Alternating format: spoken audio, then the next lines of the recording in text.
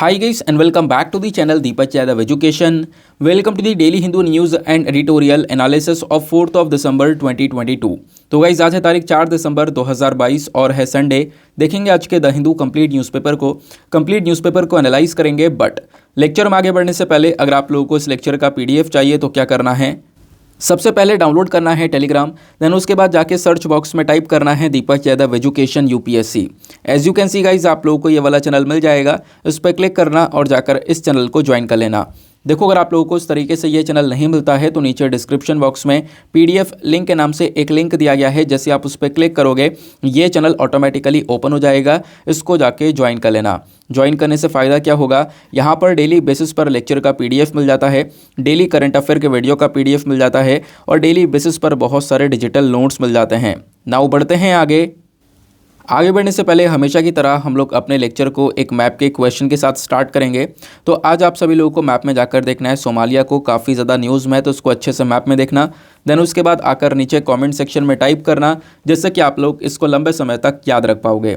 साथ ही साथ एक क्वेश्चन सॉल्व करेंगे जो कि यूपीएससी प्रीवियस ईयर साल 2016 के प्रीलिम्स में पूछा गया था। डेली बेसिस पर हम लोग यहाँ पर एक प्रीवियस ईयर क्वेश्चन को भी सॉल्व करते हैं। तो क्वेश्चन क्या बोलता है, कंसिडर द फॉलोइंग पेयर्स। देखो यहाँ पर आपको नीचे 3 पेयर्स दिए गए हैं, बताना यह है कि इन तीनों जोड़ों में से, इन तीनों पेयर्स में से कौन कौन से पेयर जो हैं वो बिल्कुल करेक्ट हैं। तो अगर आप इन पेयर्स को देखोगे तो इन पेयर्स में एक साइड पे अलग अलग कम्युनिटीज़ के नाम दिए गए हैं और दूसरी साइड में अलग अलग कंट्रीज़ के नाम दिए गए हैं। बताना यह है कि ये जो कम्युनिटीज़ हैं क्या ये करेक्टली मैच हुई हुई हैं। जैसे कि अगर आप देखोगे पहला पेयर क्या बोलता है कि जो कुर्द कम्युनिटी है ये बांग्लादेश से रिलेट करती है, या फिर कह सकते हो ये जो कम्युनिटी है बांग्लादेश में पाई जाती है। दूसरा पेयर बोलता है कि जो मधेसी कम्युनिटी है ये नेपाल से रिलेट करती है। उसके बाद में यहाँ पर बोला जाता है तीसरे पेयर के अंदर जो रोहिंग्या कम्युनिटी है ये म्यांमार से रिलेटेड है। अब बताओ नीचे ऑप्शन के थ्रू कि इसमें से कितने पेयर करेक्ट हैं। ऑप्शन ए बोलता है 1 and 2, option B 2 only, option C 2 and 3 या फिर ऑप्शन डी 3 ओनली। इसका सही आंसर आप सभी को नीचे कमेंट सेक्शन में देना है।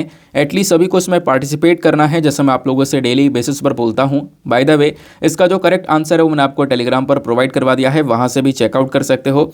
और अगर वहां पर आंसर नहीं मिलता है तो भी कोई परेशान होने की ज़रूरत नहीं है, वीडियो के लास्ट में इसके करेक्ट आंसर का डिस्कशन हम लोग करेंगे। तो चलो शुभारंभ करते हैं। बाकी जो थंबनेल वाला आर्टिकल है उसको हम वीडियो के लास्ट में डिस्कस करेंगे।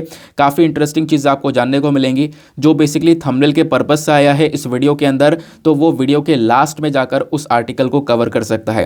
बाकी आपको पता होगा कि ज़्यादातर लोग या फिर जो सभी लोग इन वीडियोज़ को देखते हैं इस चैनल के ऊपर वो अपने एग्ज़ाम की प्रिपरेशन के लिए यानी कि करंट अफेयर्स के लिए यहाँ पर इसको फॉलो कर रहे हैं। तो हम लोग अपने स्टार्टिंग से जो भी इंपॉर्टेंट आर्टिकल्स होंगे उनसे शुरुआत करेंगे।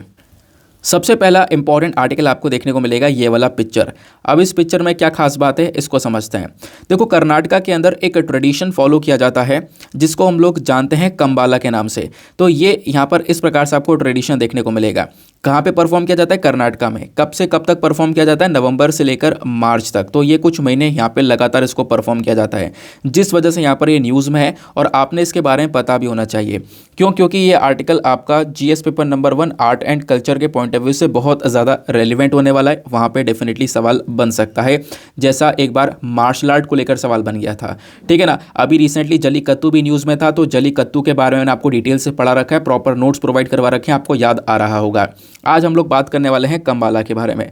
तो मैंने आपको बताया कि ये देखो जो ट्रेडिशन है आज के समय पर इसको फॉलो किया जा रहा है, नवंबर से मार्च तक यहाँ पर इसका टाइम पीरियड होता है, जिस वजह से यहाँ पर ये न्यूज़ में बना हुआ है।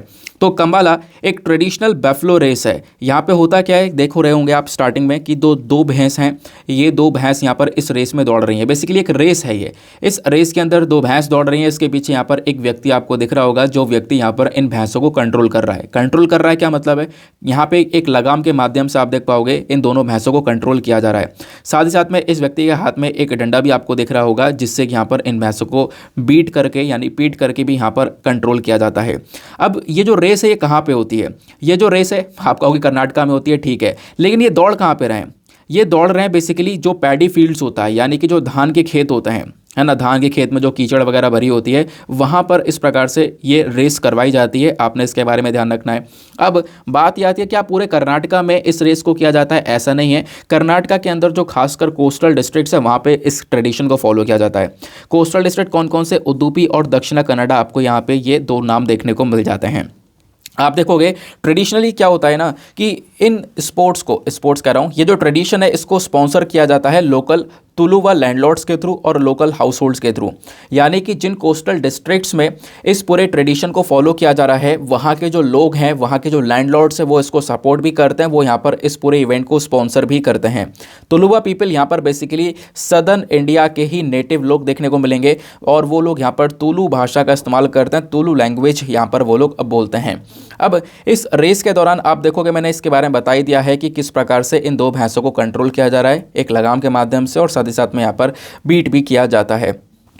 देखो बहुत लंबे समय से ट्रेडिशन फॉलो किया जा रहा है, लेकिन पहले ये रेस के माध्यम से नहीं हुआ करता था, पहले नॉन कॉम्पिटिटिव था, बट अब यहाँ पर बेसिकली इसको एक रेस की कैटेगरी में रखा गया है। एक प्रकार से यहाँ पर रेस करवाई जाती है और पहले इसको यहाँ पर ऑब्जर्व किया जाता था कि बेसिकली यहाँ पर हम गॉड का, ऊपर वाले का शुक्रिया कर रहे हैं कि ऊपर वाले ने जो भी यहाँ पर ये एनिमल्स हैं उनको अलग अलग बीमारियों से बचा कर रखा। इस वजह से पहले यहाँ पर इसको परफॉर्म किया जाता था।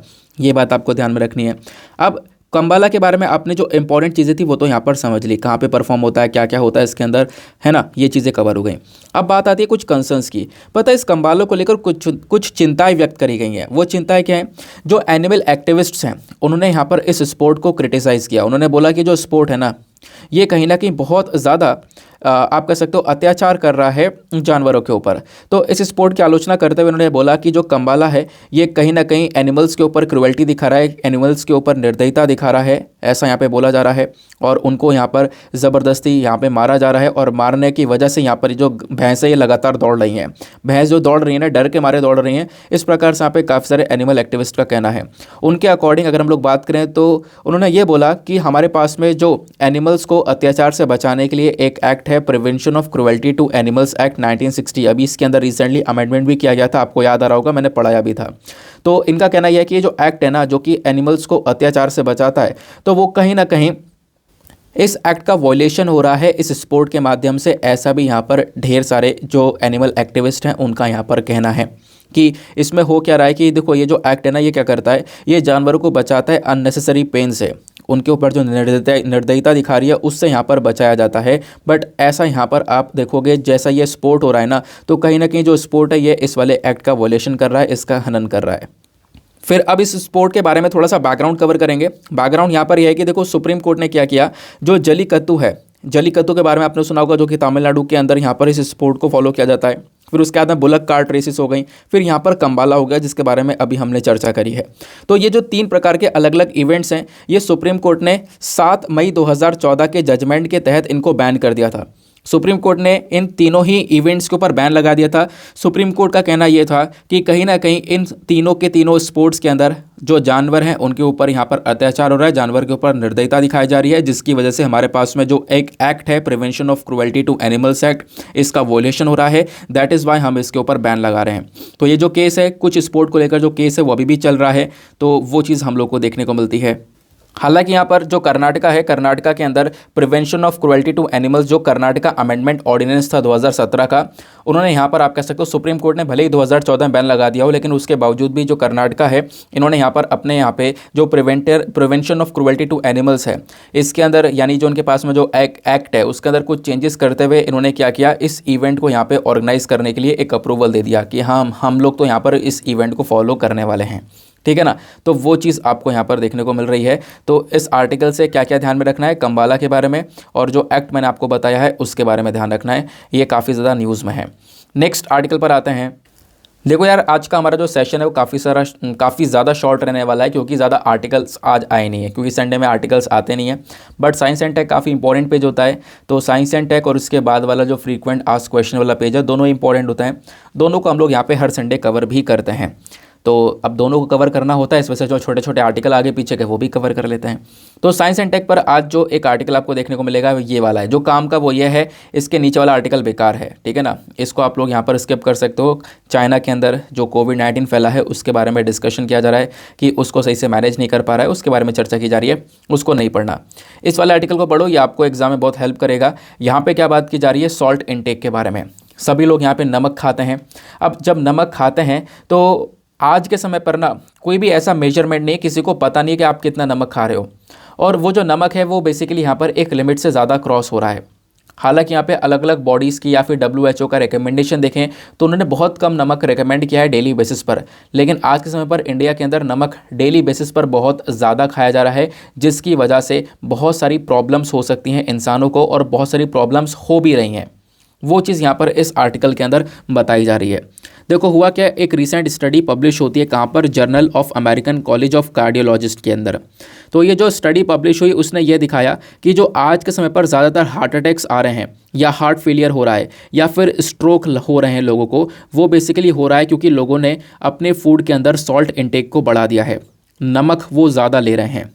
अगर हम लोग बात करें तो सॉल्ट देखो आप कुकिंग के अंदर इस्तेमाल करते हो डेफिनेटली, वहाँ तो आप खाने के अंदर तो इस्तेमाल करोगे, खाना के अंदर जो नमक है उसके बिना तो कोई स्वाद ही नहीं आएगा ना, है ना, तो वहाँ तो इस्तेमाल कर रहे हो। उसके अलावा ढेर सारी चीज़ें और भी यहाँ पर खाई जा रही हैं जिसके अंदर नमक बहुत ज़्यादा है।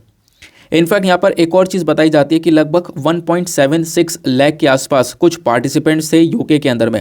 यूके के अंदर कुछ यहाँ पर लगभग 1.76 लाख के आसपास लोग थे जिनके ऊपर स्टडी करी गई 11.8 ईयर्स तक, और स्टडी के दौरान बताया ये गया कि इनमें से 7,000 लोगों को हार्ट अटैक आया और 2,000 लोगों को यहाँ पर स्ट्रोक्स आया। और उस पीरियड के अंदर में ये देखा गया कि इन लोगों ने क्या किया था, जो सॉल्ट इंटेक है, जो बेसिकली नमक का इंटेक है, वो बेसिकली बढ़ा दिया था। ठीक है ना, वो आपको यहाँ पर देखने को मिलेगा। अब इसी को लेकर यहाँ पे जो राइटर हैं इस आर्टिकल के, वो ये बोलते हैं कि जो डैश डाइट होती है ना, ये सबसे बेस्ट डाइट होती है। डैश डाइट का मतलब क्या है, DASH का मतलब यहाँ पर ये है dietary approaches to stop hypertension, यानी हाइपरटेंशन को रोकने के लिए, हाई ब्लड प्रेशर को रोकने के लिए यहाँ पर एक प्रॉपर डाइट होती है। अब डैश डाइट के अंदर क्या होता है कि देखो आप अपने डाइट के अंदर प्रॉपरली जो फ्रूट्स है वो ले रहे हो, वेजिटेबल्स हो गए या फिर लीन मीट हो गया, पोल्ट्री नट्स हो गए, उसके बाद में होल ग्रेन्स हो गया, तो इन चीज़ों का जब आप लोग यहाँ पर इनटेक करते हो और क्या करते हो, ये चीज़ आप ले रहे हो, उसके साथ में जो शुगर वगैरह ये आपने कम कर दिया, कोलेस्ट्रॉल फैट्स वगैरह आपने कम कर दिया, तो ये बेसिकली एक बेस्ट डाइट कहलाती है जिसको हम लोग डैश डाइट बोलते हैं। इनफैक्ट यहाँ पे राइटर ने मेंशन किया है कि जो वर्ल्ड हेल्थ ऑर्गेनाइजेशन है, इन्होंने यहाँ पर रिकमेंड किया था कि हर दिन के हिसाब से एक व्यक्ति जो है 5 ग्राम तक सॉल्ट ले। अगर 5 ग्राम तक वो सॉल्ट ले रहा है, 5 ग्राम नमक ले रहा है डेली बेसिस पर, तो उसके लिए वो बिल्कुल बेस्ट है, वो बिल्कुल सही है। लेकिन आज के समय पर ऐसा हो नहीं रहा है। पता है रिसेंट जो स्टडी हुई है वो क्या बताती है कि हर व्यक्ति यहाँ पर 10 ग्राम के आसपास सॉल्ट ले रहा है। मतलब जितनी रिकमेंडेशन है, जितनी यहाँ पर बताया जा रहा है कि आपको इतना सॉल्ट लेना है, उससे दुगना सॉल्ट यहाँ पे आज के समय पर हर रोज़ लिया जा रहा है, जिसकी वजह से यह हार्ट स्ट्रोक्स और हार्ट अटैक्स जैसी यहाँ पे जो प्रॉब्लम्स है वो नज़र आ रही हैं। ठीक है ना। अब यहाँ पर जो सॉल्ट का इंटेक है ये कहीं ना कहीं इंडिया के अंदर और ज़्यादा खतरनाक हो जाता है। क्यों? क्योंकि देखो खाने के अंदर नमक डला, उसके अलावा अलग से यहाँ पर आपको अचार चाहिए, है ना। यहाँ पे मेंशन किया गया पिकल्स के बारे में। पिकल्स यहाँ पे स्टार्टिंग से, यानी स्टार्टिंग एज से ही छोटे मतलब जब बचपन के अंदर होता है बच्चा, तब से यहाँ पर स्टार्ट कर देता है अचार लेना, अचार के साथ साथ अलग अलग और प्रोडक्ट्स लेना, बाकी चीज़ों के अंदर नमक डालना, है ना। तो इससे यहाँ पर क्या हो रहा है, सॉल्ट का इंटेक रेगुलर बेसिस पर इंक्रीज़ हो रहा है। और ये चीज़ तो अलग हो गई, चलो यहाँ पे खाने के अंदर आप सॉल्ट ले रहे हो, अचार वगैरह ले रहे हो। इसके अलावा जो आज के समय पर बहुत सारे खाने आ रहे हैं, खाना मतलब बहुत सारा जो पैकेज फूड आ रहा है, चिप्स हो गया, कुरकुरे हो गया, जो भी यहाँ पर ये चीज़ें हैं, इनके अंदर सोडियम कंटेंट बहुत ज़्यादा होता है। पीछे यहाँ पर वो लोग पैकेट के ऊपर सोडियम लिख देते हैं, इसकी वजह से लोग यहाँ पे सोचते हैं अरे यार ये है ना, नमक ही होगा, इतना ही तो है।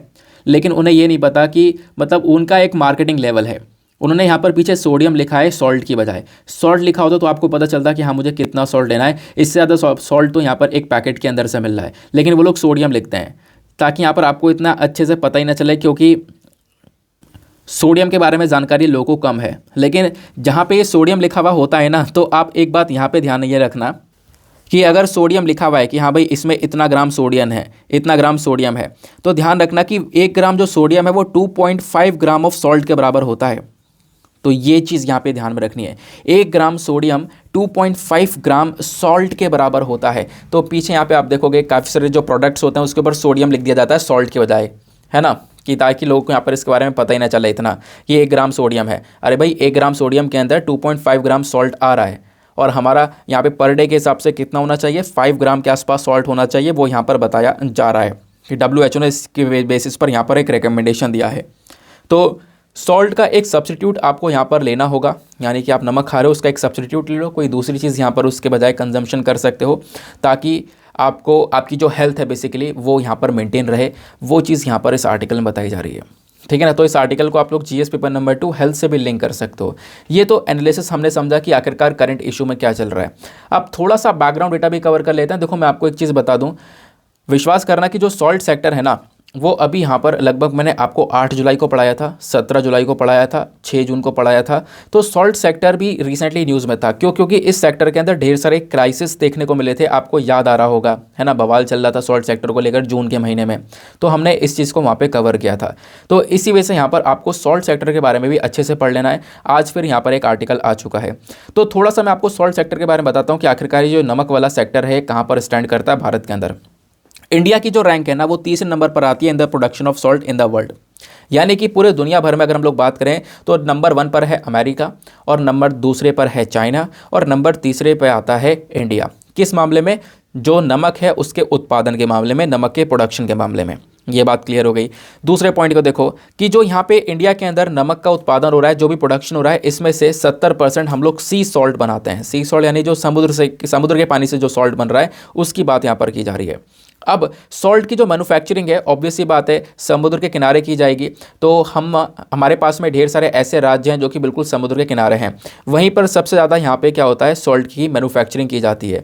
जैसे गुजरात, तमिलनाडु, आंध्र प्रदेश, महाराष्ट्र, कर्नाटका, ओडिशा हो गया, यहाँ पर ये स्पेलिंग सही करना, उसके बाद वेस्ट बंगाल, उसके बाद में यहाँ पर राजस्थान। कुछ इस प्रकार से आपको ये अलग अलग स्टेट्स देखने को मिल जाते हैं जहाँ पर जो सॉल्ट की मैन्युफैक्चरिंग है वो की जाती है। और इन स्टेट्स के अंदर भी अगर हम बात करें, सबसे टॉप पर कौन सा राज्य है, वो है गुजरात। गुजरात लगभग हर साल 28.5 मिलियन टन्स के आसपास नमक का उत्पादन करता है, जो कि बेसिकली हमारे देश में जितना भी प्रोडक्शन होता है उसका 80% से ज़्यादा है। तो आप इमेजिन कर सकते हो गुजरात का एक बहुत बड़ा रोल है सॉल्ट सेक्टर में। ये तो हमने अभी बेसिकली इंडिया के बारे में बात करी स्पेसिफिक तरीके से। अब बात करेंगे दुनिया भर में। दुनिया भर में सॉल्ट को लेकर क्या क्या सिचुएशन देखने को मिलती है। अगर हम दुनिया भर का सॉल्ट के प्रोडक्शन के बारे में बात करें तो आज के समय पर दुनिया भर में लगभग 200 मिलियन टन्स के आसपास सॉल्ट का प्रोडक्शन किया जाता है। और दुनिया भर की बहुत सारी जो इंडस्ट्रीज़ हैं वो आज के समय पर ढेर सारी क्वांटिटी के अंदर सॉल्ट को बनाती हैं। और सॉल्ट का इस्तेमाल न केवल खाने के लिए हो रहा है, उसके अलावा जो इंडस्ट्रियल पर्पज़ है वहाँ पर भी इस नमक का इस्तेमाल होता है। तो उसके बेसिस पर जो प्रोडक्शन है वो किया जाता है। अब सॉल्ट को हम लोग बनाते हैं, बनाने के अलग अलग तरीके हैं। इसमें एक तरीका होता है सोलर इवेपोरेशन मेथड और दूसरा होता है rock salt mining method. Solar evaporation method के अंदर क्या होता है कि देखो जो नमक होता है ना, ये बेसिकली मैंने आपको बताया खारे पानी के अंदर है ना, उस नमकीन पानी से यहाँ पे नमक बनाया जाता है। तो इसमें होता यह है कि देखो जो सॉल्ट वाटर है, जो नमकीन पानी है, उसको हम लोगों ने एक छोटे से एरिया में गड्ढा कर कर वहाँ पर इकट्ठा करा। और वहाँ पे क्या हुआ कि जो सन है, यानी कि जो गर्मी पड़ रही है, सूर्य की किरणें वहाँ पे पड़ रही हैं, उसकी मदद से जो पानी है, ज़्यादातर पानी को हम लोग क्या करते हैं, वहाँ पे सुखा देते हैं, इवापोरेट कर देते हैं। और फिर उसमें से बचे कुछ पानी में से हम लोग जो है वो नमक को निकाल लेते हैं। तो ये एक सोलर इवेपोरेशन मेथड है जहाँ पर आप कह सकते हो कि सन की एनर्जी का इस्तेमाल किया जाता है। बाकी एक रॉक सॉल्ट माइनिंग मेथड भी होता है। इसके अंदर क्या होता है कि जो सॉल्ट है ना, ये कहाँ पे डिपॉजिट है, ये जो पुराने ज़माने की यहाँ पर जो सी बेड हुआ करते थे, है ना, पुराने ज़माने की कुछ सी बेड्स हुआ करती थी, वहाँ पर समुद्र हुआ करता था, वो सूख चुका है, कुछ एरियाज़ ऐसे हुआ करते थे, है ना। तो वहाँ पर आप कह सकते हो ये भरपूर मात्रा में उनकी चट्टानों के अंदर आसपास वहाँ पे ये नमक पाया जाता है। तो क्या की जाती है, वहाँ पे माइनिंग की जाती है ना, माइनिंग की जाती है। जैसे कि कोयले की माइनिंग आपने देखी होगी, यानी खुदाई वगैरह की जाती है। खुदाई करने के बाद में यहाँ पर जो रॉक है, बेसिकली जो चट्टानें होती हैं, है ना, उनको निकाला जाता है, उससे यहाँ पे वो जो सॉल्ट है वो बनाया जाता है। तो एक रॉक सॉल्ट माइनिंग मेथड भी होता है। ये आपको समझ में आ गया, दो तरीके समझ में आ गए। अब बात करते हैं कि जो सॉल्ट इंडस्ट्री है ना, इसमें हमारी सरकार का रोल क्या है। हमारी सरकार ने इस इंडस्ट्री को किस प्रकार से डेवलप किया है, उसमें क्या एक इंपॉर्टेंट रोल देखने को मिलेगा। सबसे पहली चीज़ जो कि बहुत इंपॉर्टेंट है, जब हम लोग बात करते हैं नमक की, तो नमक एक सेंट्रल सब्जेक्ट है, ठीक है ना। सेंट्रल सब्जेक्ट है, मतलब इसको यहाँ पे यूनियन लिस्ट में 58 नंबर पर रखा गया है 7th शेड्यूल के अंदर। क्योंकि आपको पता होगा जो हमारे संविधान का 7वां शेड्यूल है वो 3 लिस्ट के बारे में बात करता है, यूनियन लिस्ट, स्टेट लिस्ट और कंकरेंट लिस्ट। यूनियन लिस्ट के अंदर जो जो टॉपिक्स हैं उसके ऊपर जो कानून है वो हमारी केंद्र सरकार बनाएगी। स्टेट लिस्ट के अंदर जो जो टॉपिक्स हैं उसके ऊपर कानून जो है हमारी राज्य सरकार बनाएगी। और कंकरेंट लिस्ट के अंदर जो जो बातें आती हैं उसके ऊपर हमारी जो कानून बनाने वाली ताकत है वो राज्य सरकार और साथ ही साथ में केंद्र सरकार दोनों के पास में आ जाती है। तो यहाँ पर दोनों मिलकर काम करते हैं कंकरेंट लिस्ट में। लेकिन जो नमक है वो बेसिकली यहाँ पर आपको यूनियन लिस्ट में देखने को मिलेगा, यानी केंद्र सरकार के अंडर में देखने को मिलेगा। यूनियन लिस्ट में 58 नंबर के आइटम पे इसको रखा गया है, ठीक है ना। गवर्नमेंट ऑफ इंडिया ने क्या किया था, जो सॉल्ट इंडस्ट्री है इसको डी लाइसेंस कर दिया था। और वो डी लाइसेंस कैसे किया था, क्योंकि नमक को लेकर हमारे पास में एक एक्ट है जिसको हम लोग बोलते हैं central excise and salt act 1944। इस एक्ट के तहत अगर आप देखोगे तो इस एक्ट के अंदर सॉल्ट को लेकर, नमक को लेकर ढेर सारे प्रोविजंस थे। तो इसमें कुछ यहाँ पे प्रोविजन डिलीट कर जो इसकी इंडस्ट्री के अंदर लाइसेंस वगैरह की आवश्यकता पड़ती थी तो वो बेसिकली ख़त्म कर दिया। अब यहाँ पर ये इंडस्ट्री बेसिकली पूरी तरह से डी लाइसेंस्ड है, यहाँ पे लाइसेंस की कोई आवश्यकता है नहीं। ठीक है ना, ये बात आपको क्लियर हो गई। बाकी आप देखोगे तो एक सेपरेट नोडल एजेंसी यानी कि एक सेपरेट बॉडी की आवश्यकता है जिसके पास में कुछ रूल्स एंड रेगुलेशंस हो जो कि हमारे सॉल्ट के प्रोडक्शन को अच्छी तरीके से रेगुलेट करे। तो इस प्रकार की बॉडी की हमें आवश्यकता है, ऐसी यहाँ पर डिमांड उठती है। साथ ही साथ में जो भी यहाँ पे नमक की खेती कर रहे हैं, खेती मतलब नमक का प्रोडक्शन कर रहे हैं, जो मैन्युफैक्चरर हैं, छोटे मोटे जो फार्मर्स आपको देखने को मिलेंगे, उनको कहीं ना कहीं मिनिमम वेजेस मिलने चाहिए, जो यानी कि उनको एक फिक्स दाम भी प्रोवाइड करवाया जाए ताकि उन लोगों को एक सपोर्ट मिल जाए। इसी वजह से रिसेंटली ये न्यूज़ में था, क्योंकि ये लोग मांग ये कर रहे थे कि इनको एक मिनिमम वेज मिलना चाहिए इस नमक के ऊपर ताकि उन किसानों को सपोर्ट मिलता रहे। ठीक है ना, तो ये सॉल्ट सेक्टर को लेकर बात हो गई। ये उसके बाद यहाँ पे आप देखोगे यूपीएससी ने साल 2015 में एक सवाल पूछा था इसी पर्टिकुलर टॉपिक से लिंक करके। क्वेश्चन यहाँ पर ये था कि who of the following organise a march on the Tanjore coast to break the salt law in April 1930। जो सॉल्ट लॉ था यानी कि कानून था हमारा नमक को लेकर, उसको ब्रेक करने के लिए जो बेसिकली एक मार्च रखा गया था तांजोर कोस्ट के ऊपर, उस मार्च को किसने ऑर्गेनाइज़ किया था, ये आपसे सवाल पूछा गया। ये आपकी हिस्ट्री से सवाल उठाकर पूछा गया है। तो इसमें option A B C D करके दिए गए हैं। इसका करेक्ट आंसर आपको बी देखने को मिलेगा, सी राजा गोपालाचारी। ठीक है ना, तो सी राजा गोपालाचारी जी थे जिन्होंने डांडी मार्च और वेदरानियम सॉल्ट मार्च को यहाँ पर लीड किया। और आप कह सकते हो कि जो ये सॉल्ट लॉ है इसको यहाँ पे ब्रेक भी किया था इन्होंने। ठीक है ना, तो ऐसे सवाल भी यहाँ पे बन जाते हैं, तो आप इसके बारे में थोड़ा ध्यान रख सकते हो। तो आर्टिकल क्या था और आर्टिकल से थोड़ी हट के बातें करी हैं जो कि बहुत इंपॉर्टेंट है एग्जामिनेशन के लिए। आगे आते हैं। नाउ अगले आर्टिकल पर बढ़ने से पहले मेक श्योर करना वीडियो पे जो लाइक का बटन है उसको प्रेस कर देना। एक छोटा सा टारगेट है 5K प्लस लाइक्स का जिसको आप लोग अचीव करवा सकते हो। साथ ही साथ में मेरे साथ में इंस्टाग्राम पे कनेक्ट कर सकते हो। इंस्टाग्राम पे जाना, सर्च बॉक्स में टाइप करना दीपक यादव एजुकेशन, आपको ये वाला प्रोफाइल मिलेगा। यहाँ पे आप मेरे साथ में पर्सनली कनेक्ट कर सकते हो। और एक बात और है, छोटी सी बात यह है कि जो भी आपसे सवाल पूछे जाते हैं, जैसे कि वीडियो के स्टार्टिंग में आपसे यहाँ पर एक प्रश्न पूछा गया जो यूपीएससी ने प्रीवियस ईयर में पूछा था, या मैप का क्वेश्चन जो आपको दिया गया है, उनके आंसर देखकर नीचे कमेंट सेक्शन में ज़रूर से पार्टिसिपेट क्या करो, काफ़ी हेल्प होती है। हेल्प यहाँ पर ये होगी कि आपका और मेरा जो एंगेजमेंट है वो काफ़ी ज़्यादा बढ़ेगा, है ना। काफ़ी सारे लोगों के नाम याद होते हैं जो रेगुलर यहाँ पे कंटिन्यूस कमेंट करता रहता है, फिर मतलब देखने को मिलता है कि हाँ व्यक्ति ये जो है वो लगातार इन वीडियोज़ को फॉलो कर रहा है ना। उसके बाद हमारा एक दूसरा पेज आता है साइंस एंड टेक के बाद फ्रीक्वेंट आस्क क्वेश्चन का पेज आता है। फ्रीक्वेंट आस्क क्वेश्चन पर आज देखोगे ना तो 3 आर्टिकल हैं लंबे लंबे। एक आर्टिकल यह है राइनोसोरस एलिफेंट के बारे में बात करता है, एक आर्टिकल यहाँ पर चीता के बारे में बात करता है, और नीचे यहाँ पर तीसरा आर्टिकल बात करता है ग्रेट इंडियन बस्टर्ड के बारे में। यानी तीनों आर्टिकल यहाँ पर अलग अलग जानवरों को डेडिकेट करे गए हैं। ऐसा क्यों? क्योंकि आज 4 दिसंबर है। तो कहोगे 4 दिसंबर है तो क्या खास बात है? क्योंकि 4 दिसंबर को होता है world wild life conservation day. इसी वजह से ये काफ़ी ज़्यादा हमारे लिए इंपॉर्टेंट हो जाता है। तो आर्टिकल में क्या क्या बातें बताई गई हैं, जैसे कि आप लोग सबसे पहला आर्टिकल ये देखोगे ये वाला। तो इस आर्टिकल में बोला जा रहा है are rhinos and elephant conservation efforts are success, यानी कि जिस प्रकार से हमने राइनोसोरस को बचाने की कोशिश करी है या एलिफेंट्स की संख्या को बचाने की कोशिश करी है, जो भी हमने एफर्ट्स लगाए हैं क्या वो सफल हो पाए हैं या सफल हो रहे हैं, उसके बारे में यहाँ पर ही जानकारी दी गई है। चलो थोड़ा डिस्कशन करते हैं आखिरकार क्या क्या है, फिर उसके बाद में कुछ फैक्चुअल डेटा बताऊँगा और उसके साथ में हम लोग इन आर्टिकल्स को ख़त्म करेंगे क्योंकि डायरेक्ट सवाल बनने के चांसेस हैं। जब हम लोग बात करते हैं राइनोसोरस की यानी कि इन राइनोस की, तो यहाँ पर जो एक सींग वाला गैंडा है वो सबसे ज़्यादा न्यूज़ में रहता है क्योंकि भारत में एक सींग वाला गैंडा जो है वो पाया जाता है, वन हॉर्न राइनोसोरस जिसको हम लोग बोलते हैं। तो ये जो वन हॉर्न राइनो है ना, ये सबसे ज़्यादा कहाँ पे मिलता है? असम के अंदर जो काजीरंगा नेशनल पार्क है वहाँ पे। ठीक है ना। अब इनको जो हमने प्रोटेक्शन प्रोवाइड करवाया है उसको जब आप उसको लेकर एक स्टोरी देखते हो ना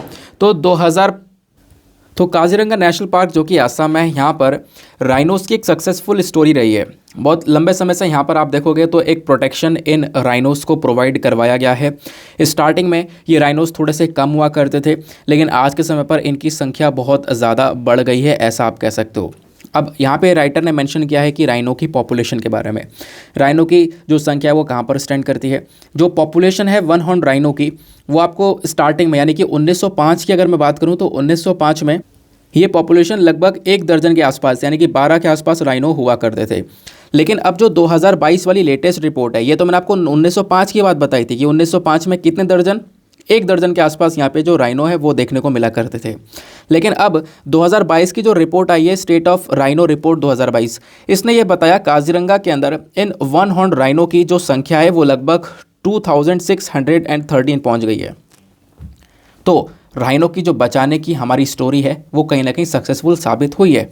1905 के अंदर ये थे 12 राइनो, आज यहाँ पे 2022 में ये लगभग 2613 के आसपास आपको देखने को मिल रहे हैं, इससे भी ज़्यादा आपको ये देखने को मिल रहे हैं। और बहुत से राइनोज तो ये जो वन ऑन वाले हैं इंडिया के अलावा नेपाल में भी देखने को मिलता है। और आज से लगभग 10 साल पहले ये जो संख्या है लगभग ये थी 2454 के आसपास, यानी 2454 के आसपास हुआ करती थी, 2454 के आसपास। और पिछले 10 सालों में मतलब स्टार्टिंग में 1905 से तो देखो तेज़ी से पॉपुलेशन ग्रो होती है, पिछले 10 सालों के अंदर पॉपुलेशन इतनी तेज़ी से ग्रो नहीं हुई है। पिछले 10 सालों में यहाँ पे आप देखोगे थोड़ी बहुत संख्या बढ़ी है, ठीक है ना। आज से 10 साल पहले 2454 के आसपास राइनोज हुआ करते थे, और आज के समय पर यानी इस साल कितने राइनोज हैं, 2613 के आसपास हैं, ठीक है ना। ये बात आपको यहाँ पर क्लियर हुई। अब बताया जा रहा है कि अभी पिछले 10 सालों के अंदर इनकी संख्या इतनी तेज़ी से नहीं बढ़ी है, जबकि बाकी दूसरे जानवर देखोगे तो बाकी दूसरे जानवरों के अंदर पिछले 10 सालों के अंदर जो संख्या है वो काफ़ी तेज़ी से बढ़ाई है ना। उसको लेकर हमने थोड़ा अच्छा प्रोटेक्शन प्रोवाइड करवाया, ऐसा यहाँ पर बोला गया। अब दिक्कत यहाँ पर यह है ना, राइनोस को लेकर एक प्रॉब्लम नज़र आती है। पता है प्रॉब्लम क्या है? पोचिंग सबसे बड़ी प्रॉब्लम है। असम के अंदर राइनोस सबसे ज़्यादा पाए जाते हैं, लेकिन पोचिंग भी सबसे ज़्यादा होती है, मतलब इलीगल तरीके से उनको मार देना। किसके लिए? उनकी सींग के लिए, एक सींग के लिए। इस प्रकार से पोचिंग भी देखने को मिलती है। असम की एक रिपोर्ट के अकॉर्डिंग बात करें तो यहाँ पे आप देखोगे पोचिंग बहुत ज़्यादा हुई हुई है। उस पोचिंग के खिलाफ यहाँ पे काफ़ी सारे कदम यहाँ पर असम ने उठाए भी हैं। अब वो कदम है वो अब थोड़े और सख्त कर दिए गए। तो अब एंटी पोचिंग स्टेप यहाँ पे असम लगातार उठा रहा है। और जो बाकी बहुत सारे लोकल लोग हैं जो कि राइनोस की राइनोस की जहाँ पे संख्या रह रही है ना, इसके आसपास के जो लोकल लोग रह रहे हैं, उन लोकल लोगों के जो सेंटिमेंट्स है वो भी यहाँ पे राइनोस के साथ में अटैच हो चुके हैं। इसकी वजह से भी राइनोस की जो संख्या है वो अब बेसिकली मतलब अच्छी खासी देखने को मिलेगी, अब तेज़ी से कम नहीं हो रही है। यानी पोचिंग भी आज के समय पर थोड़ी सी कम हो चुकी है, ऐसा यहाँ पर बोला जा रहा है, ठीक है ना। बाकी एक दिक्कत ये देखने को मिलती है कि होता यह है कि इनका इलीगल तरीके से व्यापार हो जाता है, क्योंकि आप देखोगे असम के आसपास ऊपर आपको ऊपर नीचे अलग अलग देश देखने को मिल जाते हैं, है ना। म्यांमार देखने को मिल रहा है, बांग्लादेश देखने को मिल रहा है नीचे। तो जो नॉर्थ ईस्ट स्टेट्स हैं उसके आसपास अलग अलग कंट्रीज़ नज़र आती हैं। तो वहाँ पे आप कह सकते हो कि जो इलीगल ट्रेड है वो यहाँ पर इन जो राइनोज़ है उनका ये इलीगल ट्रेड देखने को मिल जाता है। तो अगर हम पिछले 10 सालों में बात करें, यानी कि देखो मैं आपको 2 कंपैरिजन बताता हूँ।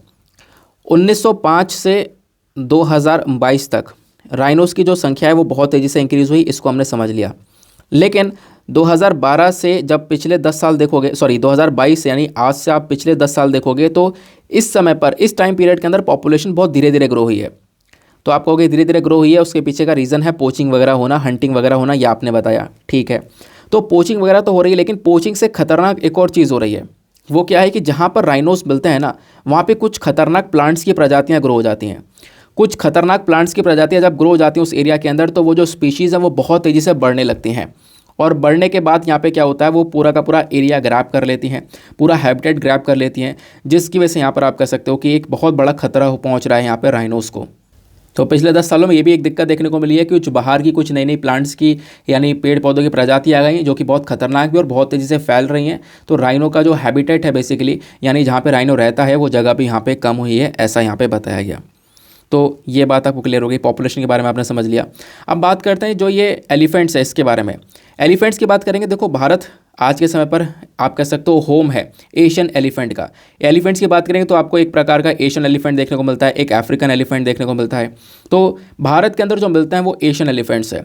इंडिया के अंदर 60% के आसपास एशियन एलिफेंट्स पाए जाते हैं। 2017 में जो काउंटिंग करी थी उस काउंटिंग के हिसाब से लगभग 29,964 के आसपास एशियन एलिफेंट्स इंडिया के अंदर थे। हालांकि पिछले कुछ सालों में ये जो एलिफेंट्स की संख्या है वो इंक्रीज़ हुई है, वो भी यहाँ पे बात बताई गई है। इन एलिफेंट्स को एंडेजर्ड कैटेगरी में रखा गया है क्योंकि इनको एक प्रोटेक्शन की आवश्यकता है, ज़्यादा पॉपुलेशन आपको देखने को मिलती है नहीं। इन एलिफेंट्स को लेकर भी ढेर सारा चैलेंज नज़र आता है। अब चैलेंज यहाँ पर क्या है कि एलिफेंट्स की भी बहुत सारी पोचिंग होती है, हंटिंग होती है, और दूसरा यहाँ पर एलिफेंट्स का कॉन्फ्लिक्ट यहाँ पे ह्यूमन के साथ में हो जाता है। यानी कि जो सबसे ज़्यादा ह्यूमन एनिमल कॉन्फ्लिक्ट हुए हैं, यानी कि मानव और इंसान एक हो गया, जब वो जानवर के साथ में भिड़े हैं ना, तो सबसे ज़्यादा किससे लड़ाई हुई है? आप कह सकते हो हाथियों से लड़ाई हुई है। एलिफेंट्स के साथ में सबसे ज़्यादा कॉन्फ्लिक्ट हुए हैं।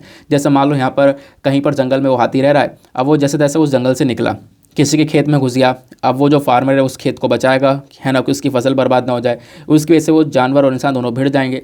अब दोनों जब भिड़ जाएंगे तो उसमें यहाँ पर इंसान की भी जान जाती है और जानवर की भी जान जाती है, और ज़्यादातर हम देखते हैं कि जो जानवर है उसको भी मार दिया जाता है। तो इस प्रकार से आप देखोगे तो ये एक सबसे बड़ा चैलेंज देखने को मिला है एलिफेंट की प्रोडक्शन में, वो है एनिमल ह्यूमन कॉन्फ्लिक्ट, जिस कॉन्फ्लिक्ट के थ्रू आप देखोगे ढेर सारे एलिफेंट्स को मारा गया है। हर साल 100 एलिफेंट मारे जाते हैं इस ह्यूमन एनिमल कॉन्फ्लिक्ट के अंदर, और हर साल 500 के आसपास ह्यूमंस भी मारे जाते हैं इस पूरे कॉन्फ्लिक्ट के अंदर। ठीक है ना, तो ये बात यहाँ पे ध्यान में रखना। बाकी एलिफेंट की पॉपुलेशन के बारे में ऑलरेडी मैंने आपको बता दिया है। ठीक है ना, एलिफेंट को बचाने के लिए हम लोगों ने प्रोजेक्ट एलिफेंट को चला रखा है। बात क्लियर हो गई। तो यहाँ पे काम की बात क्या थी कि जो एशियन एलिफेंट है उसका आयुसियन स्टेटस क्या है? उसका आयुसियन स्टेटस है एंडेंजर्ड कैटेगरी, और ये भारत के अंदर एशियन ही एलिफेंट पाए जाते हैं, ये आपको ध्यान में रखना है। ये बात क्लियर हो गई। लेकिन राइनोस की हम लोग बात करते हैं तो राइनोस के बारे में थोड़ी सी बातें जान लो। वन हॉर्न राइनो के बारे में जो हम डिस्कशन कर रहे थे ना, तो वन हॉर्न राइनो का जो आयुसियन स्टेटस है वो क्या है? वो है वल्नरेबल कैटेगरी। तो अगेन यहाँ पर ये भी काफ़ी ज़्यादा खतरे में आपको देखने को मिलेगा। राइनोस की बेसिकली 5 प्रजातियाँ हैं, लेकिन इसमें से इंडिया में आपको वन हॉर्न राइनो सबसे ज़्यादा पॉपुलर देखने को मिलेगा। जो 5 प्रजातियाँ राइनोस की वो कौन कौन सी हैं? एक आता है ब्लैक राइनो, फिर आता है वाइट राइनो, देन आता है वन हॉर्न राइनो, देन आता है जावन राइनो, देन आता है सुमत्रन राइनो।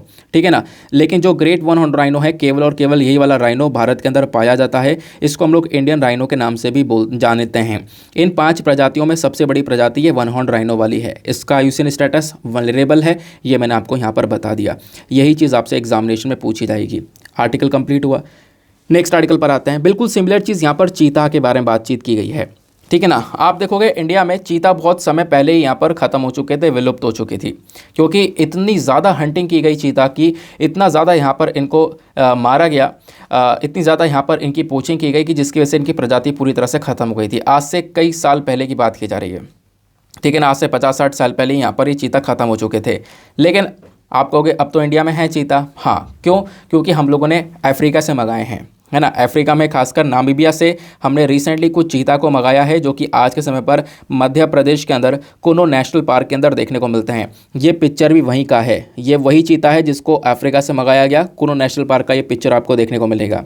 तो बात यहाँ पर ये की जा रही है कि जो चीता है इसको हमने अपने कंट्री में वापस से री इंट्रोड्यूस कर लिया है। ठीक है ना, कई टाइम बाद, कई समय बाद हम लोगों ने इसको आज के समय पर वापस से लेकर आ चुके हैं। हमने बाहर से मंगा लिया है क्योंकि हमारे कंट्री के अंदर हम इस प्रजाति को खो चुके थे। ये बात आपको क्लियर हुई। तो 17 सितंबर की तारीख थी ये, जब यहाँ इन चीता को इंडिया के अंदर लेकर आया गया, और उसके बाद से यहाँ पर इनकी काफ़ी चर्चा हुई। कुछ दिन तक ढेर सारे आर्टिकल्स यहाँ पर पब्लिश होते रहे थे। अब आप देखोगे कि बात ये करते हैं राइटर की जो इनको ट्रांसफ़र किया गया इंडिया के अंदर में, जो ये चीता लेकर आए गए थे, तो क्या ये ट्रांसफ़र सक्सेसफुल रहा या नहीं रहा? जितने चीता लेकर आए गए थे इसमें से 5 फीमेल्स थे और 3 मेल थे, जिसको इंडिया में लेकर आया गया। कहाँ से लेकर आया गया था? नामीबिया से। अब आप देखोगे कि धीरे धीरे करके इनको यहाँ पे बड़े एरिया में छोड़ दिया गया। पहले तो छोटे एरिया में छोड़ा था, इनकी एक्टिविटीज़ को यहाँ पर मॉनिटर किया जा रहा था, फिर बड़े एरिया में यहाँ पर इनको छोड़ दिया गया, है ना। फिर आप देखोगे कि अभी जो चीता है ना, इन्होंने क्या किया, धीरे धीरे यहाँ पर हंटिंग करना स्टार्ट किया। जो चीतल वगैरह जो बाकी शिकार है उन्होंने करना स्टार्ट किया, तो वो बाकी आर्टिकल पब्लिश हो रहे थे कि आज यार चीता ने शिकार कर लिया है ना। तो इस प्रकार से यहाँ पर आप देखोगे धीरे धीरे यहाँ पर क्या होता है कि वो इस पर्टिकुलर एरिया में, उस पर्टिकुलर नेचर के अंदर वो चीता जो है वो ढलता हुआ नजर आया। तो अगेन आप कह सकते हो कि जो वो चीता को ट्रांसफ़र करने का प्रोसेस था ये थोड़ा सक्सेसफुल रहा है। वो बेसिकली यहाँ पे राइटर का कहना है, क्योंकि हम लोग क्या कर रहे हैं ना कि चीता के गले में जो कॉलर हमने बांध रखा है, उस कॉलर के माध्यम से हम लोग उसके मूवमेंट को ट्रैक कर रहे हैं, और हर मूवमेंट को ट्रैक करते करते बता सकते हैं कि वो अब यहाँ पर इस एरिया में पूरी तरह से ढल चुका है। तो कहीं ना कहीं यहाँ पर बोला यह जा रहा है कि चीता को लाना बिल्कुल हमारे लिए काफ़ी ज़्यादा सक्सेसफुल रहा है। अब बात यहाँ पर ये की जा रही है चीता के बारे में। तो एक तो होता है अफ्रीकन चीता जिसको हमने मंगाया, और एक होता है एशियाटिक चीता। एशियाटिक चीता भी बेसिकली भारत के अंदर एक समय पर हुआ करता था, लेकिन पता है इतनी, मैंने बताया ना, इतनी ज़्यादा हमने हंटिंग करी है कि वो चीता, एशियाटिक चीता ख़त्म हो गया। जैसे भारत में एशियन एलिफेंट पाए जाते हैं, वैसे एशियाटिक चीता हुआ करता था। लेकिन आज के समय पर ये एशियाटिक चीता केवल और केवल ईरान में पाया जाता है। कुछ चंद इनकी संख्या है, कुछ नंबर में यहाँ पर 100 से भी कम के आसपास संख्या बची हुई है इन एशियाटिक चीता की, और केवल ये ईरान में पाए जाते हैं। ठीक है ना, ये बात आपने ध्यान में रखनी है। हालांकि जो ये अफ्रीकन चीता ये थोड़े ज़्यादा हैं, पूरे अफ्रीका में देखने को मिलते हैं, जिनको अभी यहाँ पर लेकर आया गया है। क्लियर हो गई बात, आगे आते हैं। बोला ये गया कि हम लोगों ने अभी मध्य प्रदेश के अंदर कुनो नेशनल पार्क के अंदर इन चीता को लेकर आए हैं। कुनो नेशनल पार्क के अंदर इसलिए लेकर आए क्योंकि कुनो नेशनल पार्क में पहले चीता रहा करता था इंडिया के अंदर भी। इंडिया के अंदर जो पहले चीता पाया जाता था ना, वो इसी पर्टिकुलर एरिया में पाया जाता था, इस वजह से ये एरिया काफ़ी ज़्यादा इंपॉर्टेंट माना जाता है। अब टाइगर की पॉपुलेशन की बात करें तो देखो, ये तो होना, अच्छा चीता की हमने बात करी है, अब यहाँ पे टाइगर की बात की जा रही है, तो यहाँ पर ये आपको पढ़ना नहीं है, मैंने आपको चीता के बारे में डायरेक्टली बता दिया है। तो हमने देखो टाइगर्स को लेकर भी ऐसे ही काम किया है, टाइगर्स की पॉपुलेशन को हमने काफ़ी तेज़ी से बढ़ाया है, ये बताया गया। प्रोजेक्ट टाइगर को हमने चलाया 1973 से, जहाँ जिसकी वजह से टाइगर्स को हमने एक प्रोटेक्शन प्रोवाइड करवाई। वैसे हम लोग अब चीता को भी ऐसे ही कर सकते हैं, चीता को लेकर एक प्रोटेक्शन देकर हम चीता की जो संख्या है उसको इंडिया के अंदर इंक्रीज़ कर सकते हैं। तो आई होप आपको यहाँ पर ये भी चीज़ क्लियर हो चुकी है। अब थोड़ा सा बैकग्राउंड डेटा कवर करेंगे, यानी कि जो आपके एग्जामिनेशन में पूछा जा सकता है चीता के बारे में।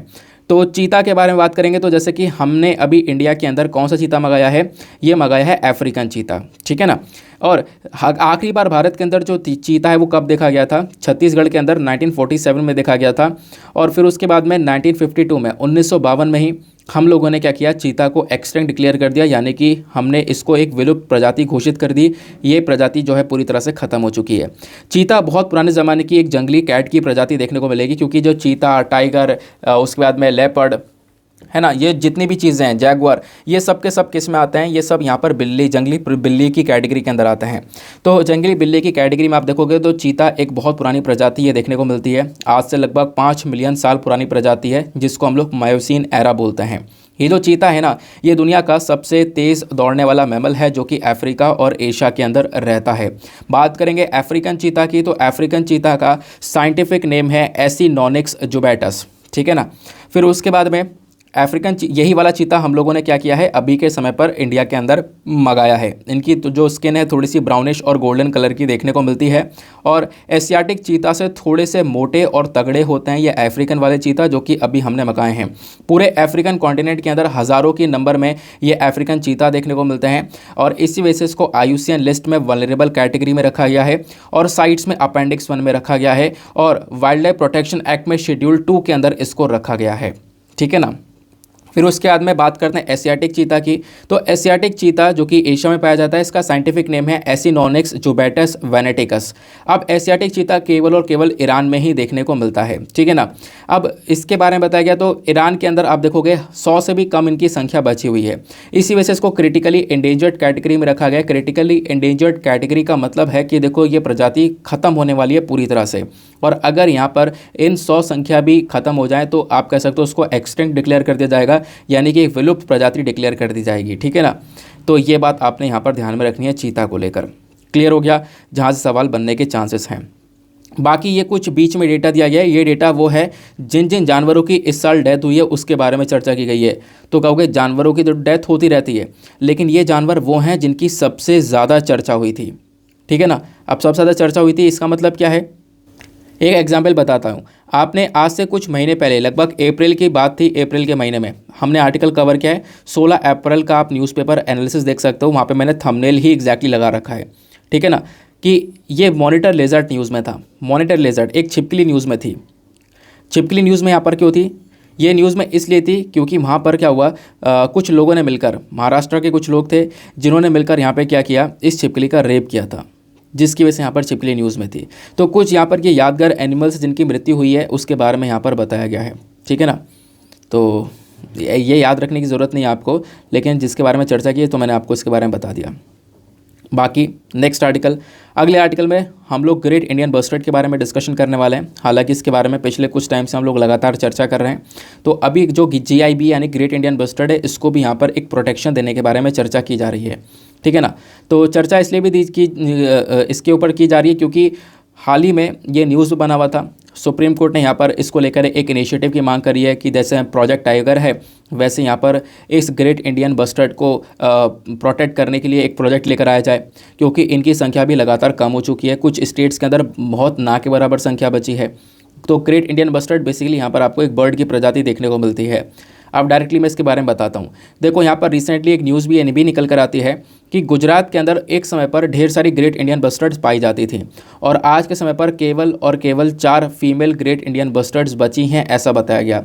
2018 में जो काउंटिंग हुई थी उसके हिसाब से बात करें तो भारत में 150 से कम ग्रेट इंडियन बस्टर्ड्स हुआ करती थी, जिसमें से सबसे ज़्यादा आपको राजस्थान में देखने को मिला करती थी और अभी भी राजस्थान में ही सबसे ज़्यादा ग्रेट इंडियन बस्टर्ड्स पाई जाती हैं। ग्रेट इंडियन बस्टर्ड इनफैक्ट आज के समय पर राजस्थान का स्टेट बर्ड कहलाता है और इसको क्रिटिकली इंडेंजर्ड कैटेगरी में रखा गया है। क्यों? क्योंकि 150 के आसपास प्रजातियाँ 150 के आसपास इसकी संख्या बची हुई है और अगर ये 150 संख्या भी खत्म हो जाए तो मतलब ग्रेट इंडियन बस्टर्ड इस दुनिया से ख़त्म हो जाएगा। तो आने वाले समय पर हम बस खाली जानेंगे कि हाँ ये जो प्रजाति है इंडिया के अंदर पाई जाती थी, तो इस वजह से इसको मोस्ट क्रिटिकली इंडेंजर्ड कैटेगरी में रखा गया है और इसको हम लोग एक प्रोटेक्शन प्रोवाइड करवा रहे हैं, ऐसा आप कह सकते हो। और एक इंपॉर्टेंट स्पीशीज, इसको घासों में रहना काफ़ी ज़्यादा पसंद है। इसकी जो पॉपुलेशन है वो ज़्यादातर राजस्थान गुजरात के अंदर देखने को मिलती है, कुछ संख्या इसकी महाराष्ट्र कर्नाटक आंध्र प्रदेश में देखने को मिलती है। खतरा क्या है? देखो खतरा सबसे पहली बात, जो भी चिड़िया होती हैं इनको इलेक्ट्रिक करंट का खतरा रहता है। उसके साथ साथ यहाँ पर इनका हंटिंग और आज के समय पर पाकिस्तान में बहुत ज़्यादा शिकार होता है। देखो ये जो है ना, ये बर्ड पाकिस्तान में भी पाई जाती है, पाकिस्तान के अंदर अभी भी शिकार होता है। खैर इंडिया के अंदर इसकी हंटिंग को लेकर बहुत सख्त कानून आपको देखने को मिलेंगे। दूसरा यहाँ पर यह है कि इसका हैबिटेट लॉस, यानी कि जिस भी एरिया में ये बर्ड पाई जाती है वो एरिया यहाँ पर पूरी तरह से ख़त्म हो रहे हैं, जिसकी वजह से भी इनको नुकसान पहुँच रहा है। अब बात करें प्रोटेक्शन स्टेटस की, तो ऑलरेडी मैंने आपको बता दिया, IUCN के अंदर इसको क्रिटिकली इंडेंजर्ड कैटेगरी में रखा गया है, साइट्स के अंदर अपेंडिक्स 1 में और कन्वेंशन ऑन माइग्रेटरी स्पीशीज़ में अपेंडिक्स 1 में, wild life protection act schedule 1 में। इसका मतलब क्या है कि क्रिटिकली इंडेंजर्ड का मतलब तो आप समझ चुके होंगे। ये चीज़ें मैंने कितनी बार आपको रटा दी है कि इसको हाई प्रोटेक्शन प्रोवाइड करवाने के बारे में चर्चा की गई है और अगर यहाँ पे ये जो संख्या जो बची कुछ है वो भी खत्म हो जाए तो उसको एक्सटेंट कैटेगरी में डाल दिया जाएगा। वैसी साइट्स अपेंडिक्स 1 में रखने का मतलब है जो इंटरनेशनल ट्रेड है वो बेसिकली कुछ एक्सेप्शनल केस के अलावा आप इसका व्यापार नहीं कर सकते। बाकी वाइल्ड लाइफ प्रोटेक्शन एक्ट में शेड्यूल 1 में रखा गया, यानी कि इसको एक हाई प्रोटेक्शन प्रोवाइड करवाई गई है। ग्रेट इंडियन बस्टर्ड को बचाने के लिए ढेर सारे अलग अलग प्रोग्राम्स चलाए गए हैं, जैसे स्पीशीज़ रिकवरी प्रोग्राम यहाँ पर चलाया गया था, फिर उसके बाद में नेशनल बस्टर्ड रिकवरी प्लान्स हो गया, कंजर्वेशन ब्रीडिंग फैसिलिटी हो गया, प्रोजेक्ट इंडियन बस्टर्ड हो गया। इस प्रकार से अलग अलग यहाँ पर काम करे गए हैं। जैसे ये प्रोजेक्ट इंडियन बस्टर्ड है, ये बेसिकली राजस्थान की सरकार ने लॉन्च किया था ताकि इन बर्ड्स के बीच में ब्रीडिंग करवाकर इनकी पॉपुलेशन को इंक्रीज़ किया जा सके। तो ये बात हो गई यहाँ पर ग्रेट इंडियन बस्टर्ड को प्रोटेक्शन देने के बारे में। तो क्या क्या स्टेप्स हम लोगों ने उठाए उसके बारे में मैंने आपको बताया, क्या खतरा है इनको वो बताया, आज के समय पर इसका IUCN स्टेटस क्या है वो बताया, ठीक है ना। तो ये आर्टिकल हमारा पूरी तरह से हो जाता है समाप्त। अब हम लोग चलते हैं अपने थंबनेल वाले आर्टिकल की तरफ, जो मैंने आपसे स्टार्टिंग में बोला था। बेसिकली जो थंबनेल वाला आर्टिकल है वो हमारा इंडियन एक्सप्रेस का ही एक एडिटोरियल है, जिसको हम लोग डिस्कस करेंगे डिटेल से और हम लोग नोटबंदी के बारे में चर्चा करेंगे थोड़ा सा और ई-रूपी के बारे में चर्चा करेंगे। आखिरकार ये ई-रूपी है क्या, डिजिटल करेंसी क्या है, कैसे काम करेगी, जिसको RBI ने रिसेंटली लॉन्च किया है। बहुत इंटरेस्टिंग वे में मैं आप लोग को ये चीज़ें समझाने वाला हूँ। तो आओ देखते हैं क्या है मतलब ई-रूपी का। तो इंडिया के अंदर आप देखोगे तो पिछले कुछ समय पर ढेर सारी ग्रोथ हुई है। अब क्या हुआ, आप रिसेंटली देखोगे तो 1 दिसंबर को RBI ने कुछ एरिया में डिजिटल करेंसी को लॉन्च कर दिया। एक पायलट प्रोजेक्ट स्टार्ट किया है मुंबई, न्यू दिल्ली, बेंगलुरु और भुवनेश्वर के अंदर। ये कुछ ऐसे जगह हैं जहाँ पर डिजिटल करेंसी को लॉन्च किया गया है, यानी कि एक हम लोग ट्रायल ले रहे हैं कि यहाँ पे डिजिटल करेंसी कैसे काम करेगी। इस डिजिटल करेंसी को एक नाम से और जाना जा रहा है, जिसको हम लोग बोल रहे हैं सेंट्रल बैंक डिजिटल करेंसी। तो आपने नोटबंदी क्यों लिखा है? इससे होगा क्या है, इस डिजिटल करेंसी के आने से नोट बंद हो जाएंगे। नोट का आप इस्तेमाल नहीं करोगे, केवल और केवल यहाँ पर डिजिटल करेंसी का इस्तेमाल करोगे। तो ढेर सारे आर्टिकल्स पब्लिश हुए हैं कि नोटबंदी दोबारा से होने वाली है। तो कुछ इस प्रकार से मतलब एक अलग ही मेथड है ये नोटबंदी का। एक तो पुराना वाला था जिसमें आपने देखा कि नोट हमारे बदल दिए गए, चेंज कर दिए गए। जो 500 हज़ार के नोट थे वो बंद करके 500 का नया नोट आया, 2000 का नया नोट आया। वो बेसिकली 2018 में जो हुआ था वो कहानी अलग है। अब यहाँ पर आप देखोगे एक काम ये फिर से ऐसे ही करने को देखने को मिल रहा है कि जो नोट है इसको पहले क्या हुआ था, नोट बदल दिए गए थे। अब यहाँ पर नोट को बंद ही किया जा रहा है। बेसिकली हो क्या रहा है कि नोट की जगह एक डिजिटल करेंसी आप सभी के पास में होगी, उस डिजिटल करेंसी का आप इस्तेमाल कर सकोगे। अब ऐसा क्यों कर रही है सरकार, इसको समझते हैं। ऐसा इसलिए सरकार कर रही है क्योंकि कोरोना के समय पर RBI ने और हमारी गवर्नमेंट ने एक चीज़ें बहुत अच्छे से ऑब्जर्व करी है कि जो लोग हैं ना, लोगों ने अपना जो झुकाव है वो डिजिटल ट्रांजैक्शन की तरफ बढ़ा दिया है। यानी कि ज़्यादातर जो लोग आज के समय पर देखने को मिलते हैं वो जो पेमेंट्स है वो सारी की सारी ऑनलाइन कर रहे हैं। आप में से भी जो भी यहाँ पर व्यूअर्स हो उनमें से ढेर सारे लोग ऑनलाइन पेमेंट ही करते होंगे, फ़ोन पे से पेमेंट करते होंगे, गूगल पे से, या जो भी आप लोग ऐप्स का इस्तेमाल कर रहे हो वहाँ से इस्तेमाल कर रहे होंगे, वहाँ से पेमेंट कर रहे होंगे। तो आज के समय पर जो कैश है वो इंसान नहीं रख रहा है, जो भी काम है बेसिकली मोबाइल से पेमेंट कर देना, ये सब कुछ देखने को मिलता है। तो यही यहाँ की डिजिटल करेंसी कहलाती है। तो इसका ज़माना बहुत ज़्यादा बढ़ चुका है, बहुत ज़्यादा यहाँ पर इस डिजिटल करेंसी का यूज़ हो रहा है। तो इससे यहाँ पर आरबीआई ने सोचा कि क्यों ना एक डिजिटल करेंसी को ही लॉन्च कर दिया जाए, क्योंकि लोगों को इसकी आदत हो चुकी है, लोग यहाँ पर इसको फॉलो कर रहे हैं, तो क्यों ना एक डिजिटल करेंसी को लेकर आया ही जाए। यानी कि आपके जो नोट हैं वो नोट आप यहाँ पे इस्तेमाल नहीं कर सकोगे, उसकी जगह आपके वॉलेट में, और वॉलेट मतलब ऑनलाइन वॉलेट में कुछ डिजिटल करेंसी पड़ी रहेगी, उसी का ट्रांजैक्शन यानी उसी से ही जो लेन देन है वो सारा काम आप कर पाओगे। यानी कि नोट का काम खत्म हो जाएगा, नोट यहाँ पर नहीं आएंगे आपके हाथ में, केवल और केवल ऑनलाइन वॉलेट में आपके पास में कुछ अमाउंट दिखाएगा जो भी आपके पास में होगा, उसी के माध्यम से आप पेमेंट वगैरह कर पाओगे। ये यहाँ पर डिजिटल करेंसी का कॉन्सेप्ट है, ठीक है ना। तो डिजिटल करेंसी एक अलग से है, जैसे क्रिप्टो करेंसीज है ना, वैसे आपको डिजिटल करेंसी देखने को मिलेगी, लेकिन क्रिप्टो करेंसी और डिजिटल करेंसी में डिफरेंस है। वो डिफरेंस क्या है मैं आपको समझाऊंगा आगे। तो ये जो सेंट्रल बैंक डिजिटल करेंसी है, फिर इसको ई रूपी के नाम से भी हम लोग बोल रहे हैं। क्या बोल रहे हैं? ई रूपी, ध्यान रखना। तो ये बेसिकली एक डिजिटल फॉर्म में करेंसी को आरबीआई ने लॉन्च किया है। तो अभी कुछ एरियाज़ में मैंने आपको बताया, मुंबई, दिल्ली, बेंगलुरु और भुवनेश्वर, यहाँ पे एक ट्रायल चल रहा है कि कैसा यहाँ पर ये रहेगा आगे। तो आगे हम लोग को पता चलेगा, आगे आने वाले समय पर हो सकता है कि इस डिजिटल करेंसी को पूरी तरह से इंडिया में लागू कर दिया जाए, जैसा होने वाला भी है। तो उसके बाद यहाँ पे नोट का काम खत्म हो जाएगा, केवल और केवल यहाँ पर डिजिटल वॉलेट के अंदर जो अमाउंट होगा उसी के माध्यम से आप यहाँ पे ट्रांजैक्शन कर पाओगे, इलेक्ट्रॉनिकली सारा काम कर पाओगे, ठीक है ना। इसी को हम लोग यहाँ पर डिजिटल रुपी बोल रहे हैं। आपके पास में ऑप्शन होगा कि आप डिजिटल करेंसी को चूज़ करो और उसके बेसिस पर आप यहाँ पे डिजिटल करेंसी का यूज़ करो। तो ये जो ई रुपी है, ये कहीं ना कहीं एक इलेक्ट्रॉनिक वर्जन होने वाला है। और सबसे बड़ी बात यहाँ पे मैंने आपको बताया कि जो पेमेंट वगैरह है, जो सारा काम है वो आप ऑनलाइन वैसे भी कर रहे हो, आने वाले समय पर यहाँ पर ये और ज़्यादा आसान हो जाएगा। अब इस डिजिटल करेंसी को दो अलग अलग भाग में लेकर आया गया। एक तो होलसेल लेवल पर, यानी कोई एक बड़े बड़े जो कंपनीज़ है, बिजनेसेस हैं, वो जब व्यापार कर रहे हैं, आपस में ट्रांजैक्शन करेंगे पैसे का, तो उनके लिए wholesale central bank digital currency अलग है। और जो एक रिटेल वाला है वो कॉन्सेप्ट अलग है। वो रिटेल किसके लिए? आपके लिए, मेरे लिए, हम सभी लोगों के लिए, जो रिटेल यानी छोटे लेवल पर व्यापार कर रहे हैं, सामान खरीद रहे हैं, तो उनके लिए यहाँ पर रिटेल डिजिटल करेंसी को लेकर आया गया है। तो ये दो कैटेगरीज भी यहाँ पर रखी गई हैं। अब बात ये आती है कि कैसे जो ये ई रुपी है ये हमारे मार्केट के अंदर सर्कुलेट किया जाएगा, कैसे मार्केट के अंदर चलाया जाएगा।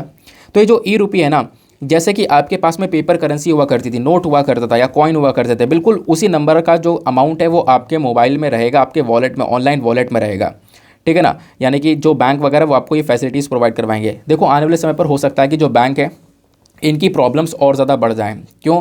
क्योंकि इनका काम जो है वैसे ही ख़त्म होता जा रहा है, आगे जाके और ख़त्म हो जाएगा जब डिजिटल करेंसी आ जाएगी। तो अभी तो आप वैसे ही बैंक नहीं जाते हो, बैंक जाए हुए काफ़ी टाइम हो जाता है, क्योंकि सारा काम आप यहीं से कर लेते हो, है ना। बस खाली बैंक में अमाउंट जमा करना होता है, वो भी आप अपने बैंक से ट्रांसफ़र कर देते हो। ट्रांसफ़र करने के बाद में ATM से निकाले तो बैंक जाना बनता ही नहीं है ना। बहुत कम लोग होंगे जो कि यहाँ पर बैंक जाते होंगे या फिर पिछले कुछ समय पर बैंक गए होंगे। लेकिन मेंशन यहाँ पर ये किया जाता है कि आने वाले समय पर इनकी प्रॉब्लम्स और बढ़ सकती है, क्योंकि डिजिटल करेंसी का जो कॉन्सेप्ट आ जाएगा तो बैंक का काम और ज़्यादा यहाँ पर ख़त्म हो जाएगा। तो फिर लोग यहाँ पर अपने डिजिटल वॉलेट से ही सारा का सारा जो काम है, जो ट्रांजेक्शन है, वो सारे के सारे कर पाएंगे, ठीक है ना। ये बात आपको यहाँ पे क्लियर हो गई। तो इसके लिए यहाँ पर एक QR कोड अभी मार्केट में रिलीज़ हुआ है, ई रुपी करके। अब वो QR कोड ओरिजिनल है या नहीं है वो उसका बारे में नहीं पता, लेकिन एक QR कोड अभी रिलीज़ हुआ है जहाँ पे आप सारा का सारा पेमेंट कर पाओगे, उसको स्कैन कर जैसे आज के समय पर कर रहे हो। सवाल ये उठता है कि आखिरकार चलो ई रुपी को लेकर आ भी गए तो इसके कुछ फ़ायदे वगैरह हैं क्या? क्या फ़ायदे होंगे? सबसे पहला फ़ायदा यहाँ पर होने वाला है cutting cost of maintaining physical currency. मतलब क्या है? सरकार का डिजिटल करेंसी लाने का पर्पज़ एक और है। वो पर्पज़ ये है कि आज के समय पर जो नोट की छपाई वगैरह होती है ना, उसके ऊपर कुछ कॉस्ट लगती है। नोट की प्रिंटिंग के ऊपर, उसका ट्रांसपोर्टेशन के ऊपर, उसको स्टोर करने में, उसको डिस्ट्रीब्यूट करने में कुछ पैसा खर्च होता है। एक नोट को छापने में 17, 18, 20 रुपये खर्च हो रहे हैं। तो इसकी वजह से साल 2022 में जितना भी पैसा छपा है, जितने भी नोट छपे हैं, उसको लेकर 5,000 करोड़ रुपए यहाँ पर खर्चे गए हैं। मतलब पैसा छापने के लिए यहाँ पे पैसा खर्चा गया है उसके ऊपर। तो ये कहीं ना कहीं आप कह सकते हो जो पैसा है वो बचता हुआ नजर आएगा डिजिटल करेंसी के फॉर्म में, क्योंकि सरकार पैसा छापेगी ही नहीं, आपके पास में डिजिटल वे में जो अमाउंट है वो रहेगा, ठीक है ना। तो इससे क्या होगा? जो प्रिंटिंग का कॉस्ट है, ट्रांसपोर्टेशन का कॉस्ट है, स्टोर करने का कॉस्ट है, वो सारा का सारा जो कॉस्ट है वो बच जाएगा।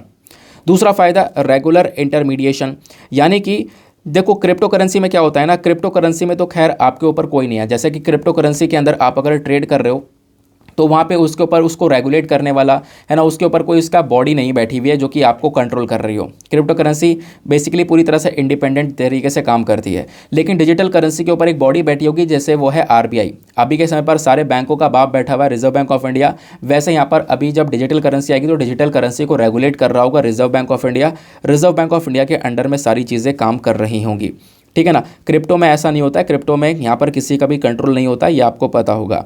उसके बाद में डिजिटल करेंसी का एक फ़ायदा ये होगा, ग्लोबलाइजेशन बढ़ेगा। यानी कि देखो आप इंडिया के अंदर इस प्रकार से काम कर ही रहे हो और ये जो पेमेंट सिस्टम है ये पूरी तरह से ऑनलाइन वे में आ जाएगा। और यहाँ पे कहीं ना कहीं जो बाहर पेमेंट्स अगर सेटल करनी हो, यानी कि विदेश में सेटल करनी हो पेमेंट्स वगैरह, तो वो भी बहुत आराम से हो पाएंगी। बड़े बड़े लेवल पर व्यापार कर सकेंगे और इससे जो हमारा रुपया है वो प्रमोट होगा, और रुपया बढ़ेगा तो इससे हम लोग डॉलर के ऊपर जो डिपेंडेंसी है वो भी काफ़ी हद तक कम हो जाएगी, ऐसा यहाँ पर बोला जा रहा है। फिर उसके बाद में आप देखोगे कुछ चैलेंजेस भी हैं, यानी कि देखो अब हर चीज़ के कुछ फ़ायदे नुकसान होते हैं, वैसे इसके फ़ायदे तो आपने पढ़ लिए, अब इसके ढेर सारे नुकसान भी देखने को मिलते हैं। नुकसान क्या है? सबसे पहला प्राइवेसी और सिक्योरिटी कंसर्न। ऑब्वियस सी बात है, डिजिटल करेंसी आपके ऑनलाइन डिजिटल वॉलेट में होगा तो उसको लेकर आपको सारा डेटा वहाँ पर रिलीज़ करना होगा, तो आपका कहीं ना कहीं प्राइवेसी को लेकर एक बहुत बड़ी चिंता बनी रहेगी, है ना, कि आपका डेटा निकाल लिया जाएगा। और सारी बात देखो ऑब्वियस सी बात है, ये होने वाला है कि जो आरबीआई उसको सब पता होगा कि आपके अकाउंट में कितना अमाउंट है, कितना आप ट्रांजैक्शन कर रहे हो, कहाँ कहाँ कितना दे रहे हो, वो सारी बातें यहाँ पे रिजर्व बैंक ऑफ इंडिया के पास में ऑलरेडी रहने वाली हैं, ठीक है ना। फिर उसके बाद में एक और सबसे बड़ा प्रॉब्लम आने वाला है, डिजिटल डिवाइड और फाइनेंशियल इलिटरेसी। अभी भी बहुत सारे लोगों की देखो, अब डिजिटल करेंसी के लिए आपको एक टच वाला फ़ोन चाहिए, सब कुछ यहाँ पर ऑनलाइन वे में काम करना होगा, आपको थोड़ी इंटरनेट की जानकारी होगी। अगर ये इंटरनेट पर चलने वाला हुआ तो देखो सब लोग इसको सब लोग इसको यूज़ नहीं कर पाएंगे। अगर इसको ऑफलाइन वे में लेकर आते हैं तो सभी लोग यहाँ पर यूज़ कर पाएंगे। लेकिन अभी भी प्रॉब्लम यह है कि इंडिया के अंदर डिजिटल डिवाइड बहुत ज़्यादा है, अभी भी कुछ लोगों के पास मोबाइल फ़ोन्स और कुछ लोगों के पास में नहीं है। उसके बाद में इंटरनेट की जानकारी अभी भी ढेर सारे लोगों को नहीं है, कैसे काम करता है उसके बारे में कोई जानकारी है नहीं, ठीक है ना। अभी जो डिजिटल सर्विस है हर एक लोकल लैंग्वेज में तो अवेलेबल होगी नहीं, है ना, हर एक एरिया की अलग अलग भाषा होगी तो उसमें तो अवेलेबल होगी नहीं, तो कहीं ना कहीं ये भी एक बहुत बड़ी प्रॉब्लम बनने वाला है, ऐसा यहाँ पर मेंशन किया गया, ठीक है ना। तो डिजिटल करेंसी के अंदर ये सारी दिक्कतें आ सकती हैं आने वाले समय पर, वो बात यहाँ पर बताई जा रही है, ठीक है ना। ये बात आपको क्लियर हो गई। तो ऐसा यहाँ पर इस प्रकार से जो चीज़ है वो भी इम्प्लीमेंट करी गई है। बेसिकली एक पायलट प्रोजेक्ट स्टार्ट किया गया है, कहाँ पर, मैंने आपको बताया महाराष्ट्र के अंदर, भुवनेश्वर के अंदर स्टार्ट किया गया है। वो आने वाला समय बताएगा कि वहाँ पे कैसा रन करता है, फिर उसके बाद में आगे इसको इम्प्लीमेंट करेंगे। बाकी हम लोग थोड़ा सा डिस्कस करते हैं। देखो एक सवाल पूछा गया था यूपीएससी में साल 2018 में। अब ये सवाल किस चीज़ को लेकर था, यहाँ पर आपको पेयर्स दिए गए हैं अलग अलग। कल मैंने इस सवाल के बारे में आपसे पूछा भी था, जैसे बेल 2 एक्सपेरिमेंट आर्टिफिशियल इंटेलिजेंस से रिलेटेड है, ब्लॉकचेन टेक्नोलॉजी क्रिप्टो करेंसी से रिलेटेड है, क्रिस्पर जो कैस9 है बेसिकली फिजिक्स से रिलेटेड है। तो ऐसा इन तीनों पेयर में से कौन सा पेयर सही है?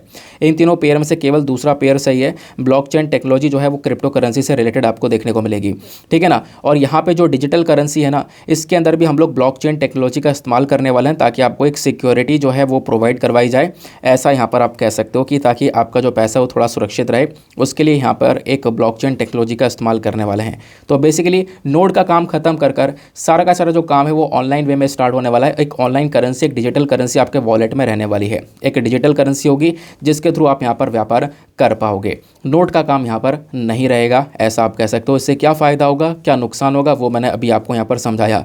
तो बेसिकली यहाँ पर इसको ढेर सारे जो न्यूज़पेपर्स हैं वो इसको नोटबंदी मेंशन कर रहे हैं कि यहाँ पर नोट जो है अब बंद हो रहे हैं। असल में नोटबंदी यहाँ पर ये कहलाने वाली है। नोटबंदी 2.0 की तरह ऐसे ढेर सारे आर्टिकल्स आपको छपे हुए देखने को मिल जाते हैं, ठीक है ना। बाकी अभी यहाँ पे पायलट प्रोजेक्ट है, देखते हैं आगे कैसे कैसे ये रन होता है और आगे यहाँ पर इसका क्या एक तरीके से जो पूरा का पूरा इम्पैक्ट है, जो रिजल्ट है वो निकल कर आता है। नाउ एंड करते हैं हम लोग अपने इस सेशन को, लेकिन उससे पहले आपको पता होगा जो प्रीलिम्स का सवाल पूछा था इसका करेक्ट आंसर क्या है वो बता देता हूँ। इसका करेक्ट आंसर आपको सी देखने को मिलेगा, 2 और 3। यानी कि जो कुर्द कम्युनिटी है वो बांग्लादेश से बिलोंग नहीं करती है, लेकिन मधेसी नेपाल से बिलोंग करती है और रोहिंग्या म्यांमार से। कुर्द जो है वो बेसिकली यहाँ पर टर्की से बिलोंग करती है। इस वजह से यहाँ पर जो ये आंसर है, आंसर नंबर सी आपका सही है, 2 और 3 जो है वो करेक्ट है, ठीक है ना। चलो इसी के साथ में करते हैं हम लोग अपने लेक्चर को समाप्त और मिलते हैं आप लोगों से अगले वीडियो में। आज के लिए bye bye, have a nice day, thank you and Jai Hind.